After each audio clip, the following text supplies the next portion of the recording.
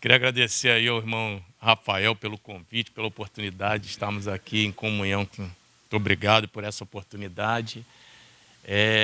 Há um tempo atrás a gente teve já aqui dando uma palavra para os homens e naquela oportunidade eu comecei o culto fazendo 3 perguntas e eu gostaria de iniciar hoje da mesma maneira.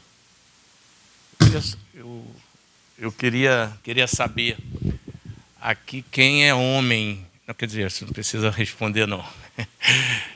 Eu queria saber de vocês quem é casado que está aqui.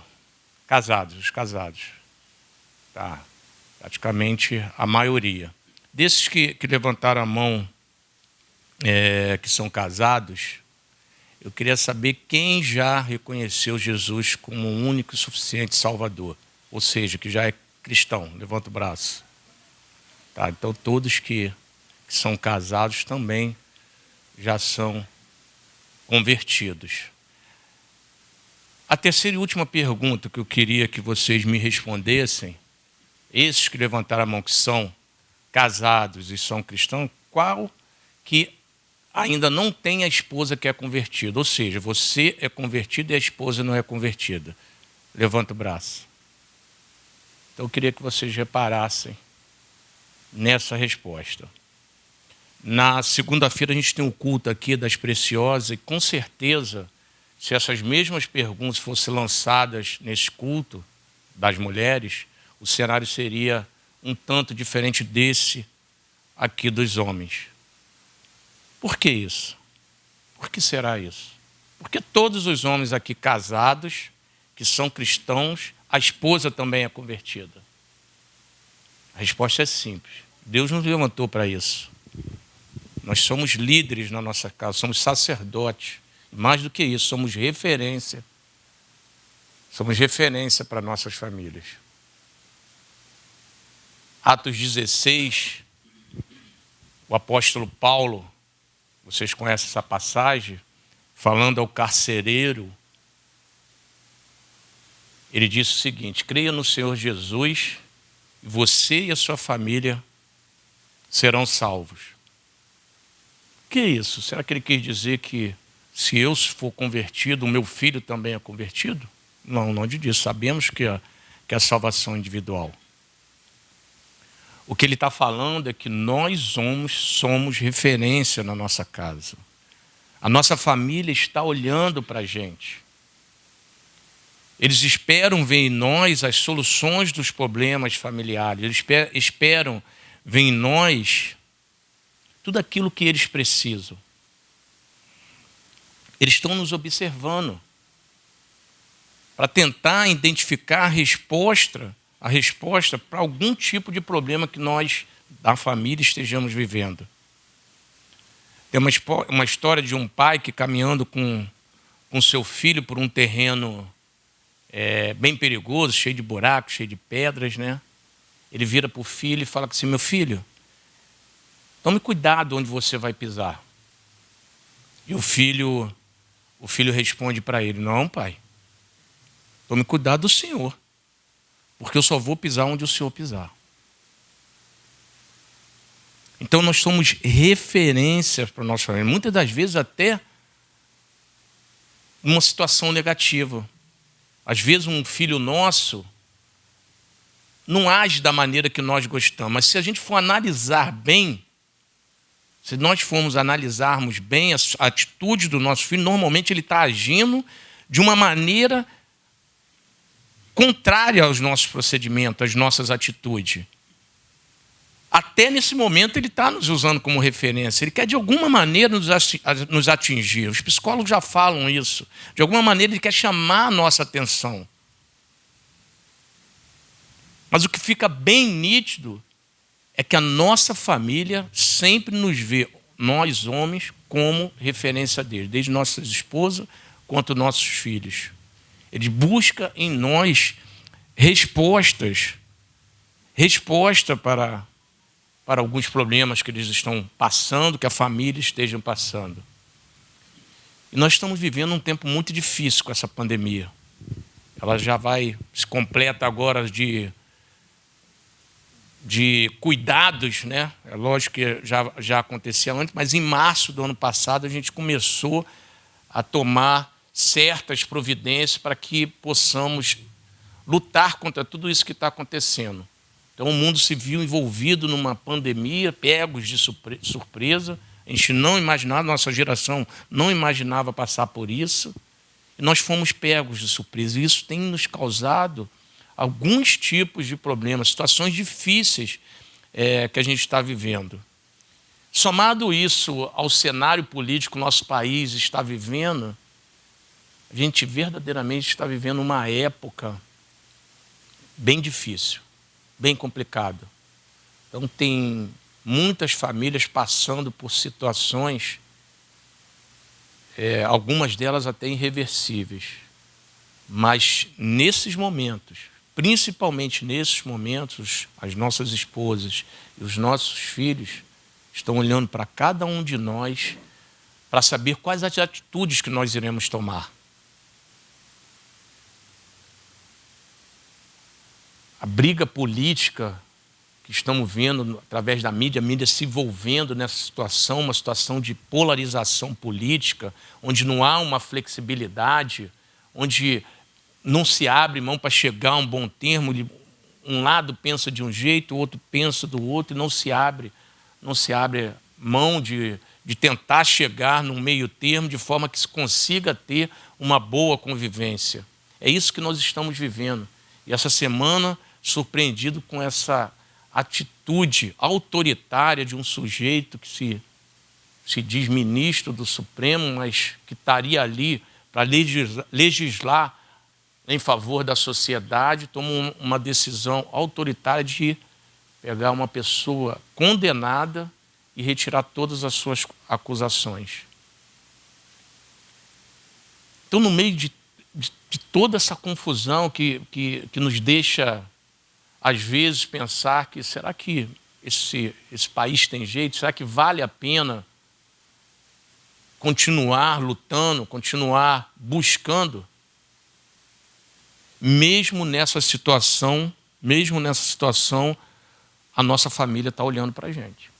A nossa família está buscando resposta em cada um de nós.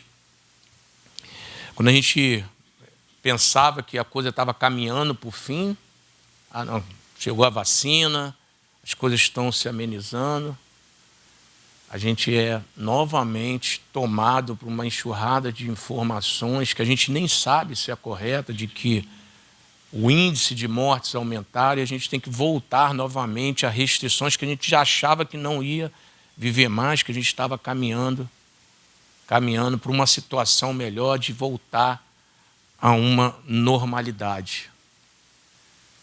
Mas o que os especialistas na área vêm informando é que o mundo nunca mais vai voltar a uma normalidade.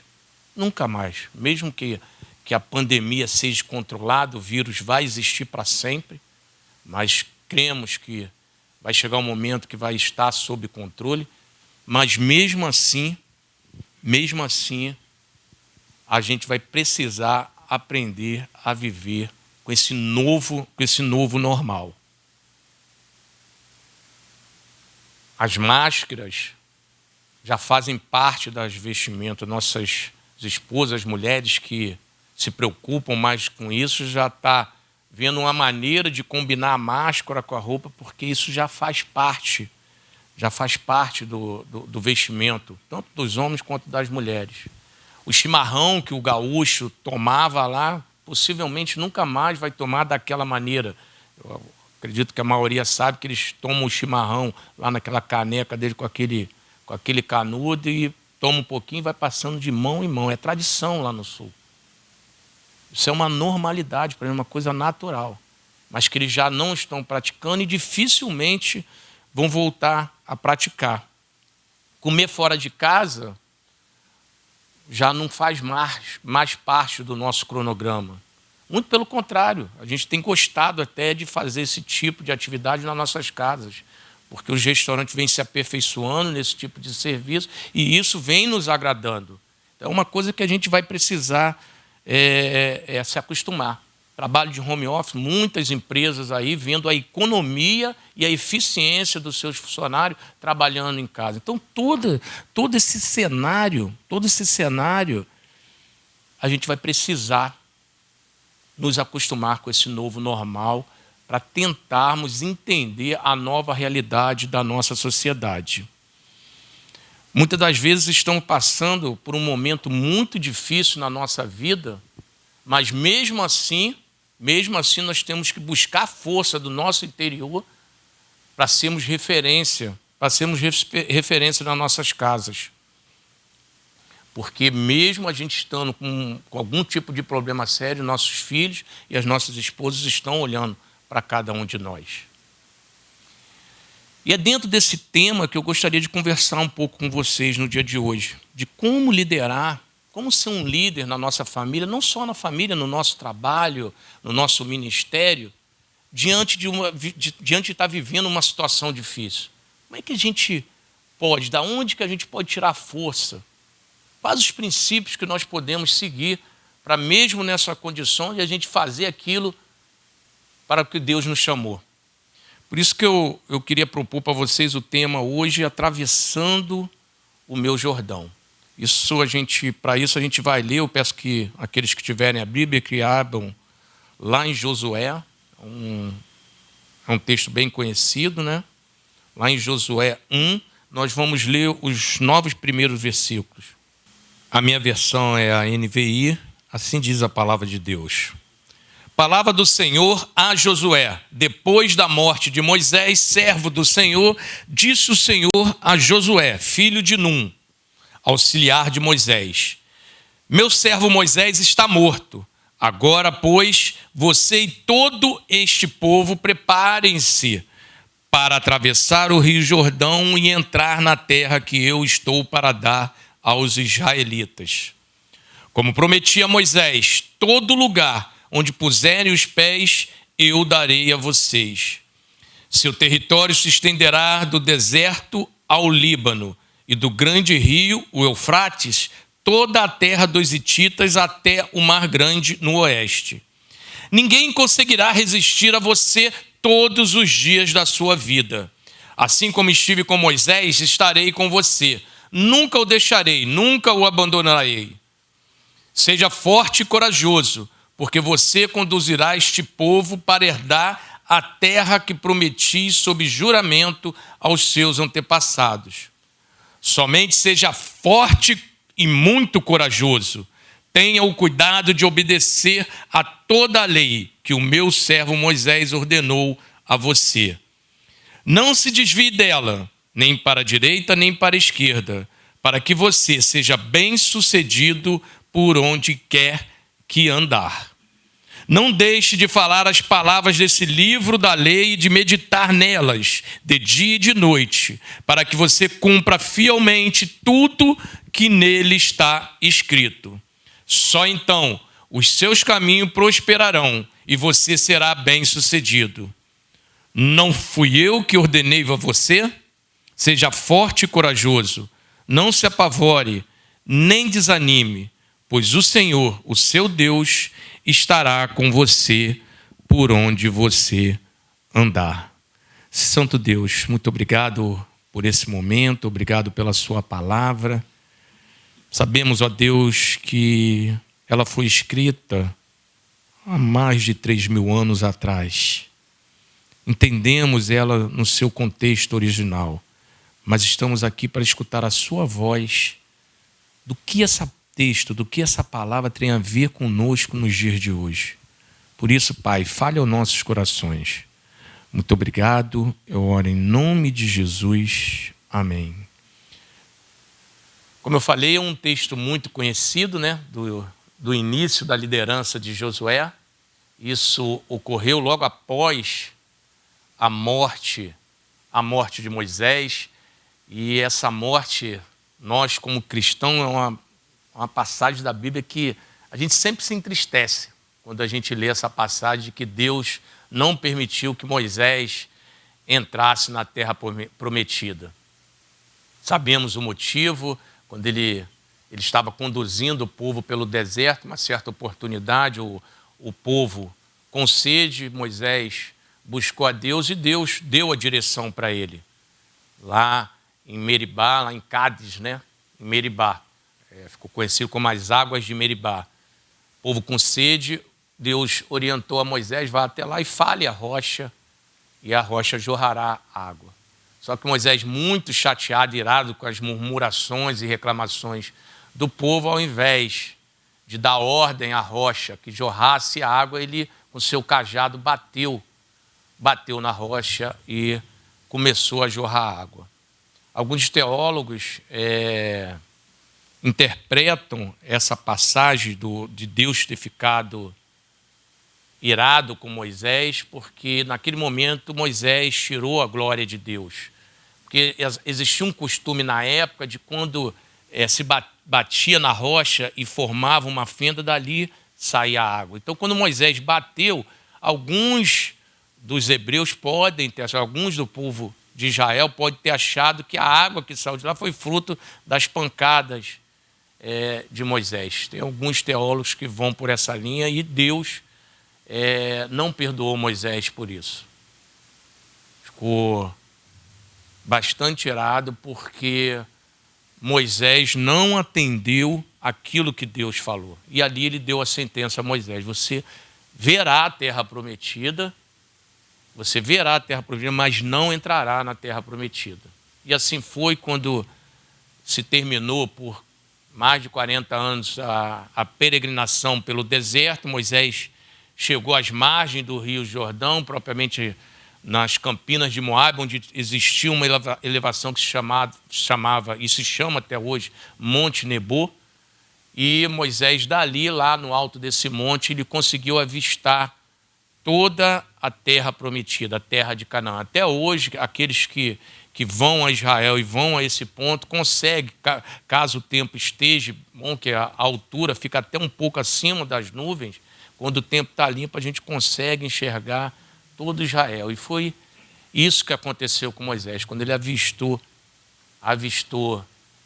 toda a terra de Canaã. Deus o recolheu para os seus antepassados e a partir dali Deus colocou Josué à frente do povo, incumbido de atravessar o Jordão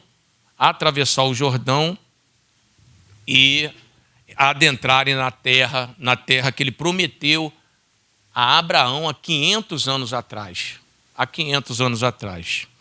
E desse texto a gente pode tirar alguns princípios, alguns ensinamentos para nós, líderes, sacerdotes da nossa casa, de como que a gente tem que agir em algumas situações de dificuldade para continuarmos sendo referência nas nossas famílias. Não, vejamos, a primeira coisa que a gente pode tirar dessa situação, que para atravessar o meu Jordão e o seu Jordão, eu preciso reagir diante de uma situação difícil. Isso Deus ensina a Josué lá no versículo 2, que eu vou ler para vocês. Meu servo Moisés está morto. Agora, pois, você e todo este povo, preparem-se para atravessar o rio Jordão e entrar na terra que eu estou para dar aos israelitas. Diante dessa situação, Moisés morto, com certeza Josué, que era muito próximo a Moisés, estava bem deprimido, chateado, sem ânimo de conduzir o povo. E o povo, por outro lado, também muito preocupado. Como seria a partir dali perder o grande líder que por muitos anos vinha conduzindo o povo? Então a situação era muito complicada. Mas mesmo assim, Deus incumbiu Josué de conduzir o povo, atravessar o rio Jordão e chegar à terra de Canaã, a terra prometida.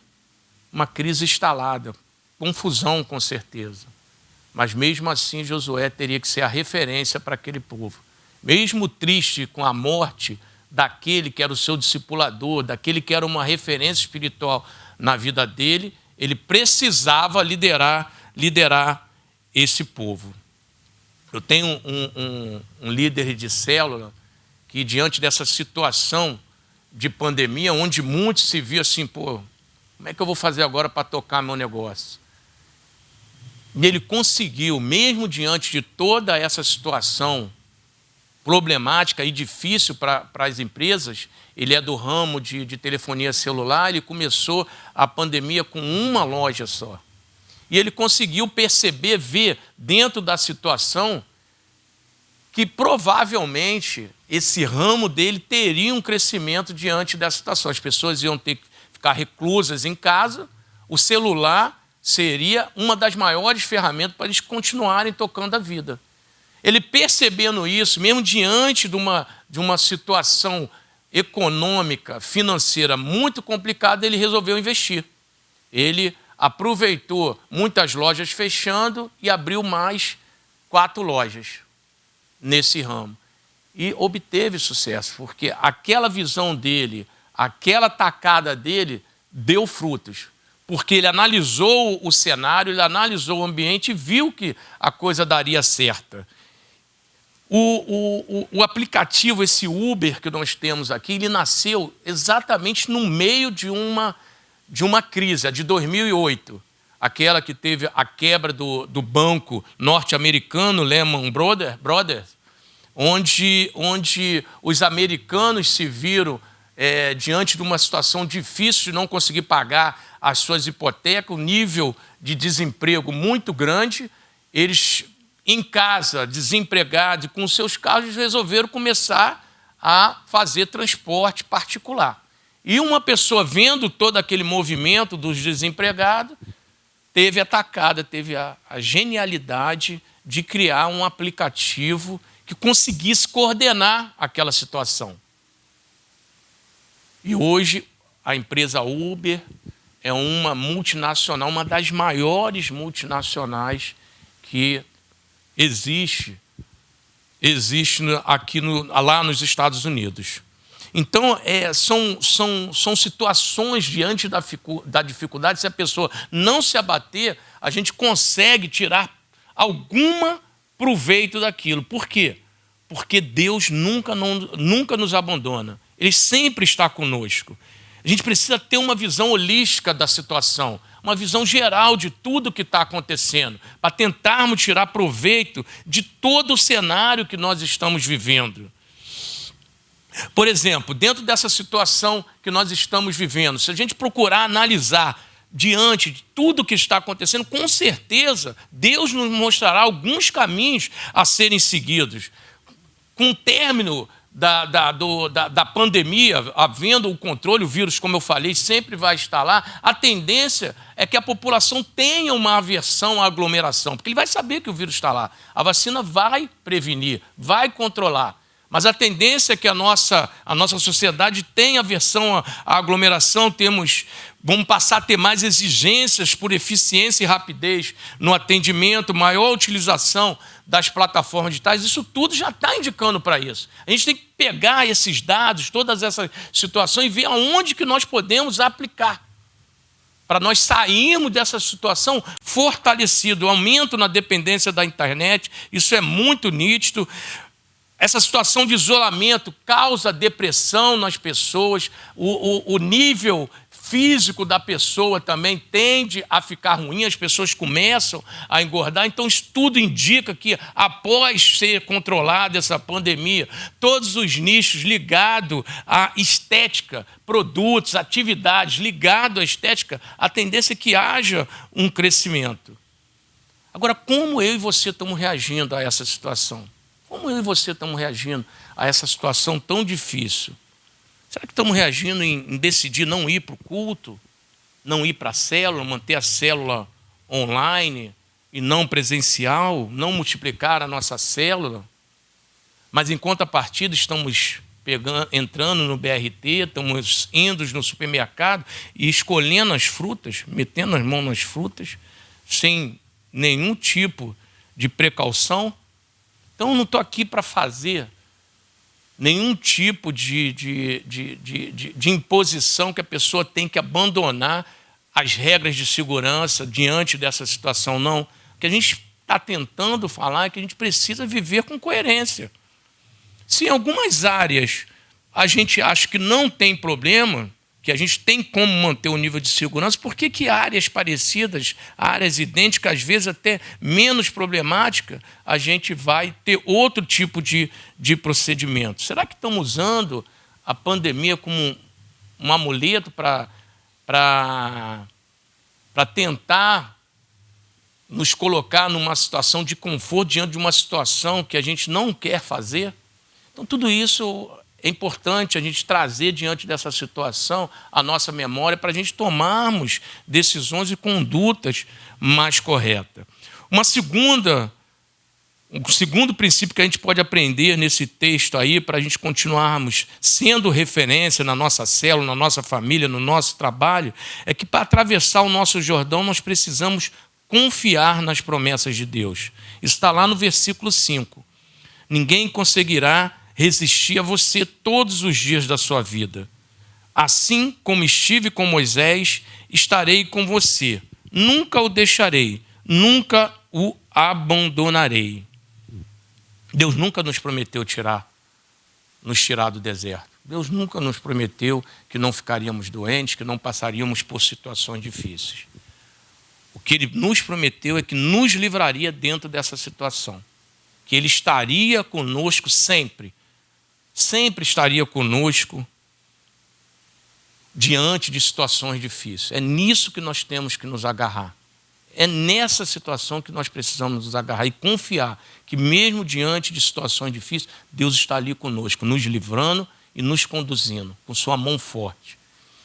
Tem uma história de uma criança que sempre passou as férias dela na casa da avó. E para chegar na casa da avó, que morava em outro estado, ele ia de trem. Sempre o pai dele ia junto com ele até a casa da avó e deixava ele passar as férias. Mas quando ele chegou com 12 anos de idade, ele virou para o pai: pai, não precisa mais tu ir comigo, não.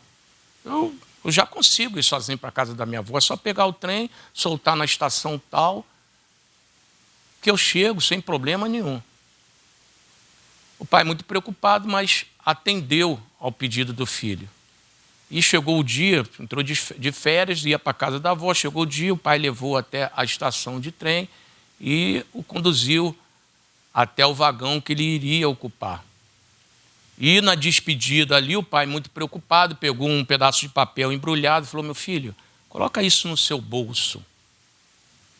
E quando você se sentir inseguro, com medo, qualquer coisa, você pega esse papel e leia. A criança: não, está tranquilo, pai, sem problema. E pegou, botou no bolso, não deu muita atenção. E iniciou a viagem de trem. Lá pelas tantas, ele está vendo que a pessoa do lado dele está olhando muito para ele, meio desconfiado, olha para o meio do vagão, vê um dos responsáveis lá, uma das pessoas que trabalhavam, tem conversando com a outra e apontando para ele. Aquela situação toda, ele vendo, aquilo ali foi tomando ele de tensão, foi tomando ele de preocupação e começou a sentir medo. Ele começou a se sentir abandonado, olhando, e ele sozinho naquela situação foi tomado de medo. E ele lembrou que o pai dele falou que ele tinha deixado um bilhete. Ele pegou aquele bilhete e leu. Quando ele leu, estava escrito no bilhete: eu estou no último vagão. Eu estou no último vagão. Assim é Deus na nossa vida. Ele está sempre no último vagão. Sempre quando nós precisarmos, sempre quando nós nos sentirmos inseguros, nos sentirmos em situação que talvez a gente ache que não vai vencer, a gente tem que lembrar que Deus está conosco, Ele está no último vagão. Ele sempre vai estar ali com a sua mão forte para nos atender. Quem é você em Deus? Será que a pandemia está fazendo a gente se esquecer disso? Será que a pandemia tem tirado tudo que Deus nos prometeu, tudo que Deus nos confiou? Será que a pandemia está nos tirando do centro da vontade de Deus? Será que estamos agindo que nem Jonas, fugindo daquilo que Deus quer que nós façamos? Será que nós estamos nessa situação? Ou pior, será que a gente está com aquele mesmo lenga-lenga diante? Ainda não é o momento. Primeiro eu tenho que melhorar financeiramente, eu tenho que trabalhar, o meu trabalho toma muito tempo de mim. O que está tirando de você as promessas de Deus? O que vem arrancando de nós aquilo que Deus espera de cada um de nós? O que vem acontecendo com a nossa geração? Por que as coisas não estão acontecendo da maneira que Deus coloca no nosso coração? A gente sabe o que Deus quer com a gente. Por que a gente não consegue fazer aquilo? Deus está no último vagão. Deus está no último vagão. Terceiro princípio que precisamos aprender com esse texto que Deus passa ensinamentos a Josué é que para atravessar o nosso Jordão nós precisamos conhecer a palavra de Deus. Nós precisamos conhecer a palavra de Deus. Está lá no versículo 8. Não deixe de falar as palavras deste livro da lei e de meditar nelas de dia e de noite, para que você cumpra fielmente tudo o que nele está escrito. Só então os seus caminhos prosperarão e você será bem-sucedido. Lutero, ele orava todos os dias, 2 horas por dia. Todos os dias Martinho Lutero orava 2 horas por dia, com exceção daqueles dias que ele estava muito atarefado, que ele via que tinha muita coisa para fazer. Nesses dias ele não orava 2 horas. Nesses dias eles oravam 3 horas.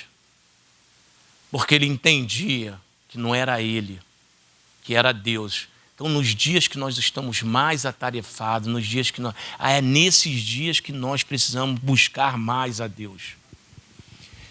E ao invés disso, nós usamos isso como desculpa para não ler a palavra de Deus.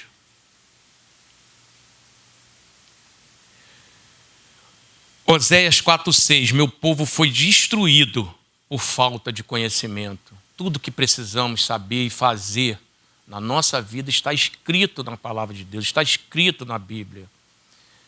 A gente vê a Bíblia como um manual de funcionamento nosso, tudo que precisamos, tudo que precisamos.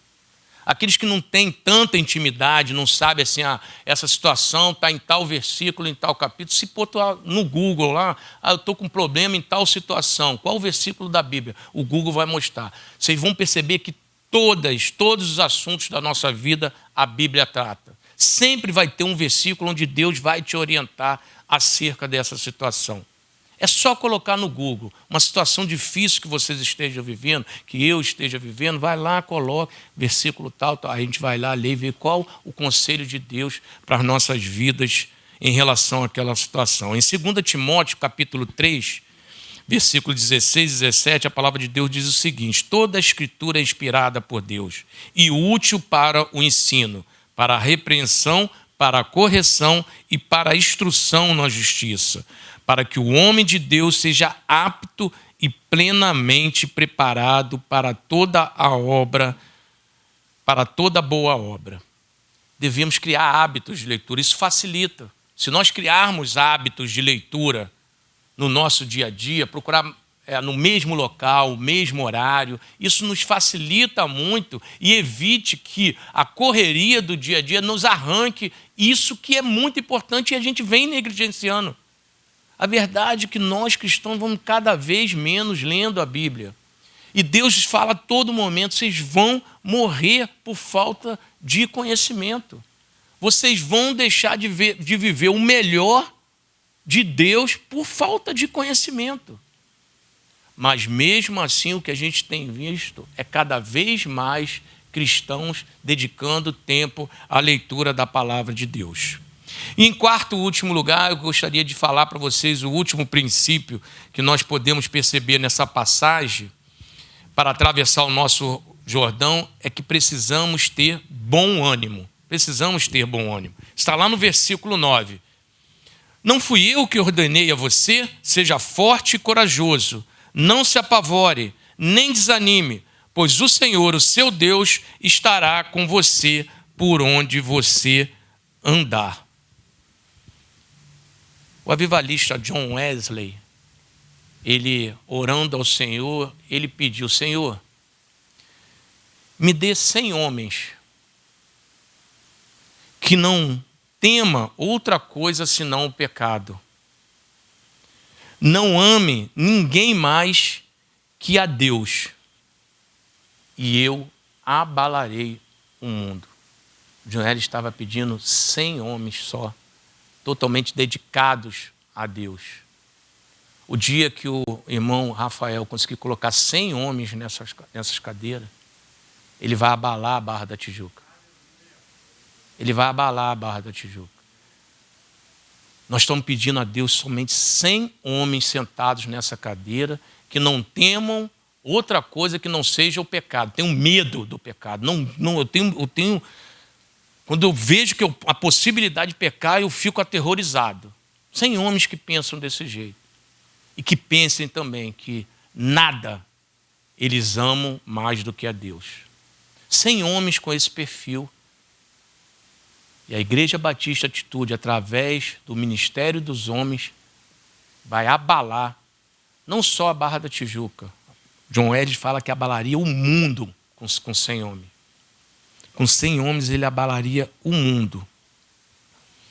Deus falou 3 vezes para Josué nesse texto: seja forte, tenha coragem e tenha ânimo. Por 3 vezes Deus falou isso a Josué. E ele está falando para nessa noite, para cada um de nós: seja forte, tenha coragem e tenha bom ânimo. O desânimo, ele é contagioso. Quando a gente está perto de uma pessoa desanimada, aquilo ali acaba nos transferindo e ele só nos causa prejuízo. O desânimo do povo de Israel fez que mais de 2 milhões de pessoas morressem no deserto. Toda uma geração morreu durante a peregrinação no deserto, por não terem ânimo de saber que Deus estava conduzindo para uma promessa, que Deus estava conduzindo para a terra que ele havia prometido há 500 anos atrás. Aquela geração tinha sido escolhida para viver uma promessa, mas por falta de ânimo, eles deixaram de viver aquela promessa. A graça de Deus é suficiente para cada um de nós. Não precisamos mais nada além da graça de Deus. Em Atos 16, o apóstolo Paulo, ele estava com uma doença severa, grave, e ele pediu por 3 vezes a Deus que tirasse aquela situação dele. E Deus decidiu não tirar. E falou para o apóstolo Paulo: a minha graça te basta. Então, independente da situação que eu e você estejamos vivendo, às vezes situações graves, às vezes situações difíceis, mas precisamos lembrar que a graça de Deus é suficiente na nossa vida para a gente continuar firmes. Não adianta a gente ficar tentando reclamar do governo, do Supremo Tribunal Federal, de toda essa situação de pandemia que estamos vivendo, fazendo com que isso nos tire o bom ânimo. Pior ainda, muitas das vezes a gente quer colocar isso até na conta de Deus. Eu vou ficar aqui que Deus vai resolver essa situação. Deus vai acabar com o vírus. E aí a gente volta. E não há nenhuma reação nossa. Essa passagem é bem clara: deserto, terra prometida, terra de Canaã. Uma situação de caminhada com Deus e do outro lado a promessa de Deus. Mas no meio dela o Rio Jordão. O Rio Jordão significa as nossas atitudes. Nós precisamos atravessar esse Jordão para alcançar as promessas de Deus. E muitos de nós estamos parando, estamos estagnando diante de situações muito difíceis, eu compreendo, mas esquecendo quem somos nós em Deus, esquecendo a promessa que Deus fez para cada um de nós. Momentos bem difíceis estamos vivendo. Isso a gente não tem dúvida. Pandemia, cenário político. Esse é o deserto que estamos passando nesse momento. Mas existe uma promessa de Deus. Mas a gente só vai alcançar essa promessa, só vamos alcançar essa promessa se nós atravessarmos o Jordão. E isso depende de nós. Isso depende da nossa reação. Depende da nossa conduta, de como nós vamos ver isso. Porque quando estamos nessa situação de dificuldade, é o melhor momento de a gente sentir mais a presença de Deus. É nessa situação de dificuldade que Ele abre o mar para nós passarmos. É nessa situação de dificuldade que Ele nos alimenta com alimento diretamente vindo do trono dEle. É nessa situação de dificuldade que uma hemorragia de 12 anos é curada. É nessa situação de dificuldade que um cego de nascença volta a ver. Então, as dificuldades que Deus coloca em nossas vidas não é para nós desanimarmos. Não é para nós desanimarmos. Talvez seja uma oportunidade de a gente viver ainda mais a glória do Senhor. Por isso, fica a mensagem de hoje. Seja forte e corajoso. Uma terra a ser conquistada e possuída está logo ali à frente. Caminhemos em direção a ela, meus irmãos. Não vamos desanimar. Amém?